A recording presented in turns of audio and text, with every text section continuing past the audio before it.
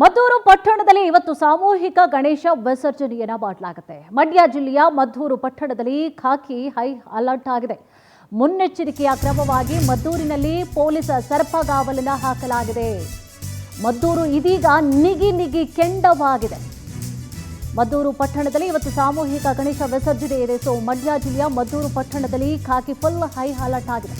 ಮುನ್ನೆಚ್ಚರಿಕೆಯ ಕ್ರಮವಾಗಿ ಮದ್ದೂರಿನಲ್ಲಿ ಪೊಲೀಸರನ್ನ ಕೂಡ ಹೆಚ್ಚಿನ ಸಂಖ್ಯೆಯಲ್ಲಿ ನಿಯೋಜನೆ ಮಾಡಲಾಗಿದೆ. ದಕ್ಷಿಣ ವಲಯದ ಐಜಿಪಿ ಬೋರಲಿಂಗಯ್ಯ ನೇತೃತ್ವದಲ್ಲಿ ಇವತ್ತು ಭದ್ರತೆಯನ್ನ ನೀಡಲಾಗ್ತಾ ಇದೆ. 5 ಎಸ್ಪಿ 4 ಎಎಸ್ಪಿ ಸೇರಿದಂತೆ 2,000 ಪೊಲೀಸರನ್ನ ಇವತ್ತು ನಿಯೋಜನೆ ಮಾಡಲಾಗ್ತಾ ಇದೆ.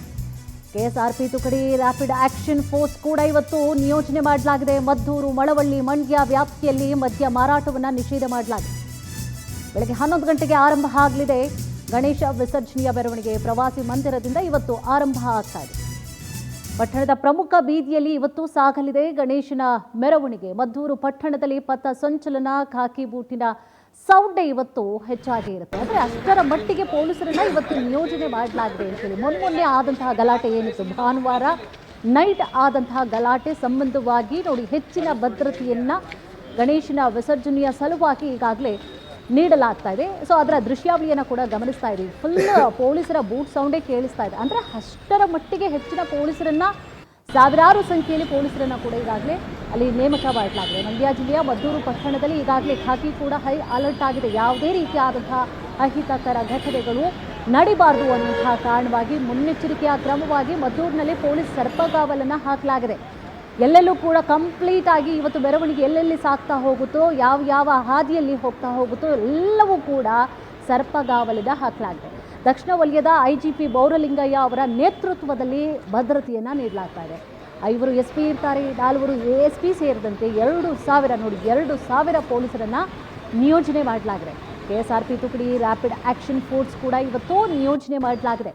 ಮದ್ದೂರು, ಮಳವಳ್ಳಿ, ಮಂಡ್ಯ ವ್ಯಾಪ್ತಿಯಲ್ಲಿ ಮದ್ಯ ಮಾರಾಟವನ್ನು ಕೂಡ ಇವತ್ತು ನಿಷೇಧ ಮಾಡಲಾಗಿದೆ. ಜೊತೆಗೆ ಎಷ್ಟು ಗಂಟೆಗೆ ಸ್ಟಾರ್ಟ್ ಆಗುತ್ತೆ ಅಂದರೆ ಇನ್ನೇನು ಕೆಲವೇ ಕ್ಷಣಗಳಲ್ಲಿ, ಅಂದರೆ ಬೆಳಗ್ಗೆ 11 ಗಂಟೆಗೆ ಆರಂಭ ಆಗಲಿದೆ ಗಣೇಶ ವಿಸರ್ಜನೆಯ ಮೆರವಣಿಗೆಯ ಮೂಲಕವಾಗಿ ಆನಂತರವಾಗಿ ಗಣೇಶನ ಇವತ್ತು ವಿಸರ್ಜನೆಯನ್ನು ಮಾಡಲಾಗುತ್ತೆ.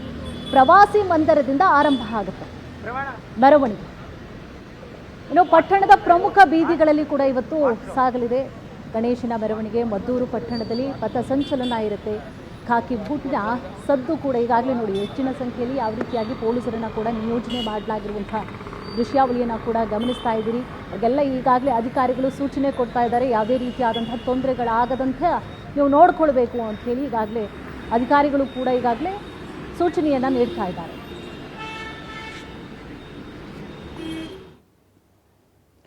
ಹೆಚ್ಚಿನ ಡೀಟೇಲ್ಸನ್ನ ಕೂಡ ನೀಡ್ತಾ ಹೋಗ್ತಾರೆ ನಮ್ಮ ಪ್ರತಿನಿಧಿ. ಈಗಾಗಲೇ ನಮ್ಮ ಜೊತೆ ಲೈವ್ನಲ್ಲಿ ಕೂಡ ಜಾಯ್ನ್ ಆಗಿದ್ದಾರೆ. ಈಗ ಯಾವ ರೀತಿಯಾಗಿದೆ ಅಲ್ಲಿ ಸುರಕ್ಷತೆಯನ್ನು ಯಾವ ರೀತಿಯಾಗಿ ತೆಗೆದುಕೊಳ್ಳಲಾಗ್ತಾ ಇದೆ? ಮೊನ್ನೆ ಅಷ್ಟೇ ಮೆರವಣಿಗೆ ಸಂದರ್ಭದಲ್ಲಿ ಏನು ಅವಘಡಗಳಾಯಿತು ಅಂತ ಹೇಳಿ ಕೂಡ ಈಗಾಗಲೇ ಗೊತ್ತಿರುವಂಥದ್ದು. ವಿಸರ್ಜನೆಯ ಸಂದರ್ಭದಲ್ಲಿ ಯಾವ ರೀತಿಯಾದಂಥ ಐ ಅಲರ್ಟ್ ಆಗಿರುವಂಥದ್ದು, ಪೊಲೀಸರು ಯಾವ ರೀತಿಯಾಗಿ ಅವರು ಎಚ್ಚರಿಕೆಯನ್ನು ಕೂಡ ವಹಿಸಲಾಗಿರುವಂಥದ್ದು, ಯಾವ ರೀತಿಯಾಗಿದೆ ಹೆಚ್ಚಿನ ಭದ್ರತೆ, ಏನಿದೆ ಅಪ್ಡೇಟ್ಸ್? ಕುಸುಮ, ಇವತ್ತು ಮದ್ದೂರಿನಲ್ಲಿ ಖಾಕಿ ಸರ್ಪಗಾವಲು ಇರುವಂಥದ್ದು, ಹೆಜ್ಜೆಗೂ ಪೊಲೀಸರು ನಿಯೋಜನೆ ಆಗಿರುವಂಥದ್ದು. ಬಿಕಾಸ್ ಆಫ್ ಏನಂತಂದ್ರೆ ಮದ್ದೂರಿನಲ್ಲಿ ಇವತ್ತು ಗಣೇಶ ವಿಸರ್ಜನೆ ಮೆರವಣಿಗೆ ಇದೆ. ಹಾಗಾಗಿ ರಾಜ್ಯ ಮಟ್ಟದ ನಾಯಕರು ಬರೋದ್ರಿಂದಾಗಿ ಪ್ರತಿ ಮೆರವಣಿಗೆ ಸಾಗುವಂತ ಹೆಜ್ಜೆಗೂ ಕೂಡ ಪೊಲೀಸರನ್ನ ನಿಯೋಜನೆ ಮಾಡ್ಕೊಂಡಿರುವಂಥದ್ದು. ನೀವು ಕೂಡ ದೃಶ್ಯಗಳು ನೋಡಬಹುದು. ಬ್ಯಾರಿಕೇಡ್ಗಳನ್ನ ಹಾಕಿ ಪೊಲೀಸರು ಹೆಚ್ಚಿನ ಸಂಖ್ಯೆಯಲ್ಲಿ ಭದ್ರತೆಯನ್ನ ಮಾಡ್ಕೊಂಡಿರುವಂಥದ್ದು. ಬಹಳ ಪ್ರಮುಖವಾಗಿ 7 ಜನ ಎಸ್ಪಿ ಜೊತೆಗೆ 10 ಜನ ಅಡಿಷನಲ್ ಎಸ್ಪಿ ಸೇರಿದಂತೆ ಸುಮಾರು 2,000ಕ್ಕೂ ಅಧಿಕ ಪೊಲೀಸರನ್ನ ಈ ಭದ್ರತೆಗಾಗಿ ನಿಯೋಜನೆ ಮಾಡ್ಕೊಂಡಿರುವಂಥದ್ದು. ಬೆಳಗ್ಗೆ 11 ಗಂಟೆ ಸುಮಾರಿಗೆ ಈ ಮೆರವಣಿಗೆ ಆರಂಭ ಆಗುತ್ತೆ. ಆ ನಿಟ್ಟಿನಲ್ಲಿ ಹೆಜ್ಜೆಗೂ ಕೂಡ ಪೊಲೀಸರನ್ನ ನಿಯೋಜನೆ ಮಾಡ್ಕೊಂಡಿರುವಂಥದ್ದು. ಬಿಜೆಪಿಯ ರಾಜ್ಯ ನಾಯಕರಾದಂತಹ BY ವಿಜಯೇಂದ್ರ ಜೊತೆಗೆ ಆರ್ ಅಶೋಕ್, CT ರವಿ ಸೇರಿದಂತೆ JDSನ ಹಲವು ನಾಯಕರು ಮೆರವಣಿಗೆಯಲ್ಲಿ ಭಾಗಿಯಾಗ್ತಾರೆ. ಮತ್ತೊಂದು ಕಡೆ ಮದ್ದೂರಿನ TB ಸರ್ಕಲ್ ನಿಂದ ಮೆರವಣಿಗೆ ಆರಂಭ ಆಗುತ್ತೆ.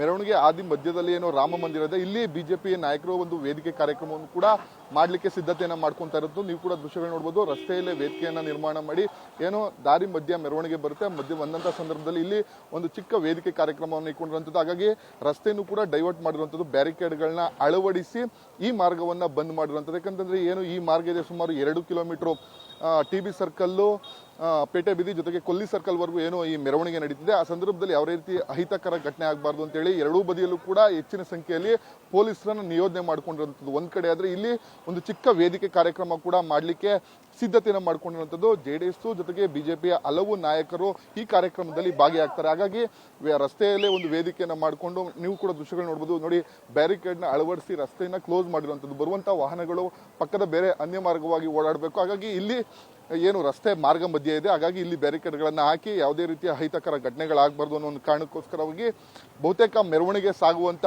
ಎರಡೂ ಬದಿಯಲ್ಲೂ ಕೂಡ ಹೆಚ್ಚಿನ ಸಂಖ್ಯೆಯಲ್ಲಿ ಪೊಲೀಸರನ್ನ ನಿಯೋಜನೆ ಮಾಡಿಕೊಂಡು ಯಾವುದೇ ರೀತಿಯ ಅಹಿತಕರ ಘಟನೆ ಆಗಬಾರ್ದು ಅಂತ ಹೇಳಿ ಏನು ಮೈಸೂರು ವಿಭಾಗದ IGP ಆದಂತಹ ಬೋರ್ಲಿಂಗಯ್ಯ ಅವರ ನೇತೃತ್ವದಲ್ಲಿ ಒಂದು ಬಿಗಿ ಭದ್ರತೆಯನ್ನು ಕೂಡ ಮಾಡ್ಕೊಂಡಿರುವಂತದ್ದು. ಕುಸುಮ, ಎಸ್, ಥ್ಯಾಂಕ್ ಯು ತಮ್ಮೆಲ್ಲ ಡೀಟೇಲ್ಸ್ಗಾಗಿ.